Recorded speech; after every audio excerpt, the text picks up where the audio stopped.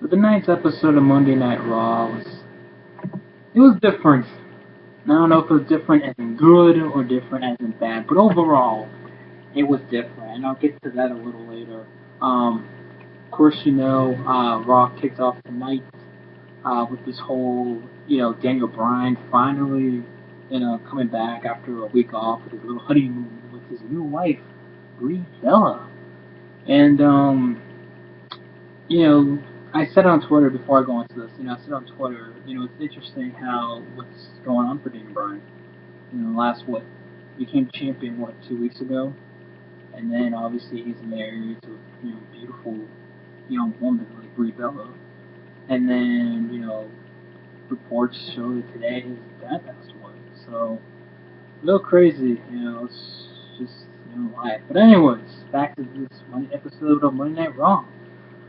Interesting. Okay, first off, before I even say, whatever, I think it's kind of cool they're bringing back Bray Bella into the situation because it kind of feels sort of like a real life situation, kind of like how they did in the Attitude Era when basically everyone knew that Deborah and Austin were together off screen.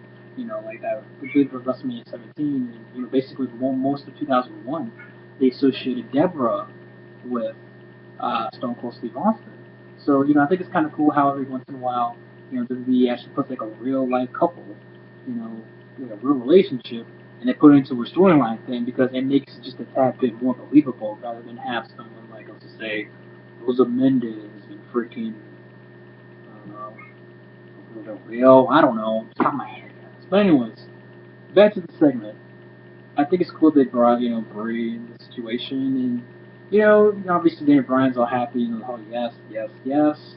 And of course, a couple weeks, we gotta face, oh, God, the newly resurrected monster, big red monster, Kane. I get it, WWE's most likely giving Kane his last push ever in his career. Kane's getting up there in age. But, dear God, this guy's been unmasked twice. Not once. And God has been 3 times. But twice. How am I supposed to take freaking Kane seriously? But anyways, I guess WWE's trying to make him seriously. Because, next thing you know, when, Daniel Bryan and Bray are celebrating, here comes the Queen of Queens, a.k.a. Stephanie McMahon, the Queen of the Milk, But anyway. I gotta say that. But yeah, so she comes down there, whatever, and then out comes Kane, and then obviously they're having a little stare down before Extreme Rules, and the match will be an Extreme Rules match. Yeah, again, that would be in their great logic. Let's have a gimmick pay-per-view where we have one match that's actually involved in that gimmick, aka an Extreme Rules match. Again, the logic is so great here. But anyway, Kane basically beats the holy hell out of Daniel Bryan, and he goes out, as you can guess, in a stretcher. How many freaking times does Daniel Bryan need to be on a goddamn stretcher? This guy's been on a stretcher more than freaking, like, Kenny has died in freaking South Park in the last few years. Alright, that's just using as an example. Because, goddamn, how many times does this son of a bitch need to get on a freaking stretcher? I get it. We're all supposed to feel bad for Daniel Bryan. He got his ass kicked by old Kane, old fat Kane, alright? But, oh yeah, and Stephanie called Kane bastard, and that's her, the champ, so yeah. Alright, then we continue with this Intercontinental Championship tournament for the number 1 contender. We got some bad news. Bad news, Bray versus Sheamus. Now, I'm glad they're giving Wade Barrett this push, but I don't think it's the push that he should get. Because if freaking Wade Barrett wins this tournament and then gets freaking Big E at freaking Extreme Rules and becomes Intercontinental Champion, do you guys remember the last time Wade Barrett was Intercontinental Champion? Exactly. The IC title is a freaking curse, okay? The news. But, but anyways, I'm glad, Wade Barrett won. Good match. It's fine. Did what it needs to do. Okay, cool. And then we got the more. You gotta believe. You gotta believe, guys. Not believe. Believe. Believe in Bo Dallas. Coming again. God. So then we have Los Matadores and El Torito versus Drew McIntyre, Jinder Mahal, and Hornswoggle. So when the hell did Hornswoggle turn heel? I know he has this horror movie, The Leprechaun, coming out this year, which they've been advertising for like 2 years now, but I don't get it. I really don't. But yeah. So then throughout the night we're getting more and more video packets of Evolution, and this, I'm sure for us common, older fans, we're all like, what the hell are they doing this? There is no Evolution. Guys, you gotta remember. By the way, Hugh Jackman's coming back to Raw. Hugh Jackman wasn't annoying before. So I can't stand Hugh. Okay, I don't mind Hugh Jackman as an actor. I think he's a good actor. But enough of Wolverine, alright? Like, every movie you're ever in is Wolverine. Like, you'll have, like, La Miserable, or whatever, or La Miserable, whatever the hell that stupid musical was called. Okay, you'll get a few of those movies that Hugh Jackman's in that he's not Wolverine. Everything else, Wolverine, alright? Not Shia LaBeouf, alright? And all you need to do is be in Transformers, okay? But anyways, back to Evolution.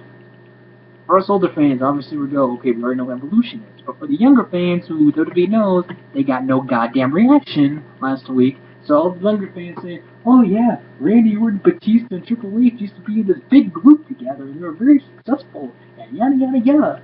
They were, good old buddies, and you get the point. But, basically, showing more of the hype for Shield and Evolution, which should be a good match, a really good match. To me, I think let's face it, that's gonna be the match of the night. That's right, Extreme Rules, plain and simple. And it's sad too, because freaking Triple H, we all know, is a part-timer. Batista is leaving supposedly until like SummerSlam when he's all like, "Gee, Bryan, I won a match." Either that or him, or either that or Lesnar. Either Brock Lesnar. Okay, I'm done. So then we have the Usos versus Cody Rhodes and Goldust. Wow, it's amazing how far Cody Rhodes and Goldust have come, huh? A couple months ago, they were tag team champions. Now, you barely hear from them. Yeah, it's been that much. So then you go to Layla, the little English muffin, who's taking on Emma. Okay, is this all you have for Emma? Okay. Is this all you have for Emma? Or hell, even Layla? I know Layla's like 36, and her contract expires soon, but is this all you have for them? I mean, Emma's, you look at NXT, it says that everyone's supposed to be finding annoying. She's actually talented in the ring. But you wouldn't know because she's stuck with goddamn Santino still. Like, how long is Santino going to feud with Fandango? And I don't care if they feud at all. I honestly don't. But you have to bring Emma into this. Emma wins. Yay. Okay. So then, again, you continue on with the tournaments. Cesaro versus RVD. And this is where I had the problem with Wade Barrett winning. Because you knew with Wade Barrett winning, you obviously have to have a face winning. And he's facing No Job Rob Van Dam. And it's just like, okay, Cesaro is like one of the hot, no homo saying this, but I obviously mean, performing wise, he's one of the hotter superstars in the WWE right now. He's getting one of the biggest pushes. The man just won the freaking 30-man Andre the Giant Battle Royal at WrestleMania several weeks ago. And now all of a sudden, he just magically loses to RVD. Like, don't get me wrong, I mean, Cesaro I think would make a good Intercontinental Champion, but again, I countered what I said just a few minutes ago saying the Intercontinental Championship is a curse, so whatever. I guess in some way, if you're a Cesaro fan, it's good that he lost tonight, even though he lost by countout. Yeah. So, next you have Oksana versus Paige. Okay, WWE, you really need to stop doing this. Alright, you're falling into the classic, we're having a match on SmackDown, we're going to put it on Raw because no one watches SmackDown anymore. Like, what? Like, seriously. I have Paige. I don't know, I wish they had Paige versus Summer Rae, but apparently Summer Rae is working with Miz, Green 4. You can't have Maurice in the freaking movie. You gotta have a chick that's, like, an uglier version of Maurice. Yeah, that's a great idea. So, yeah, Paige wins. Yeah, it just does no build up to her and Tamina. Okay, cool. Next, you have Alexander Rusev versus Sin Cara. Like I said before, I could give two shits about freaking Alexander Rusev, but Lana, damn. Be my manager, bitch. So then we have the main event. John Cena versus the Wyatt family on a 3-on-1 handicap match.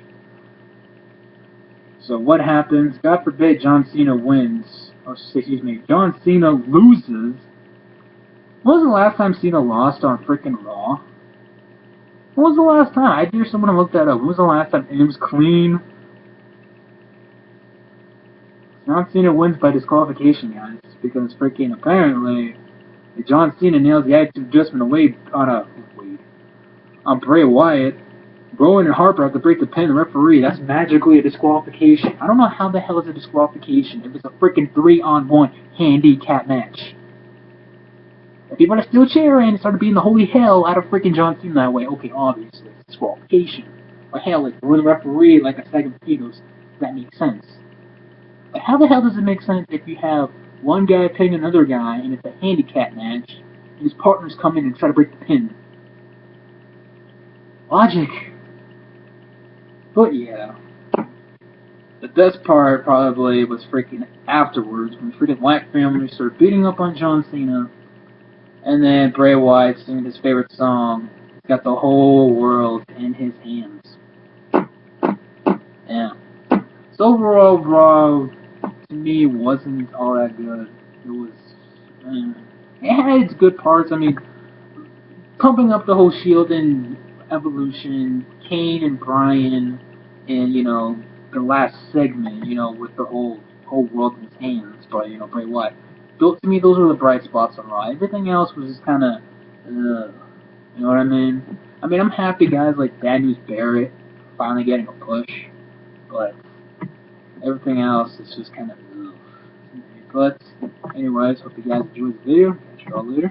Peace.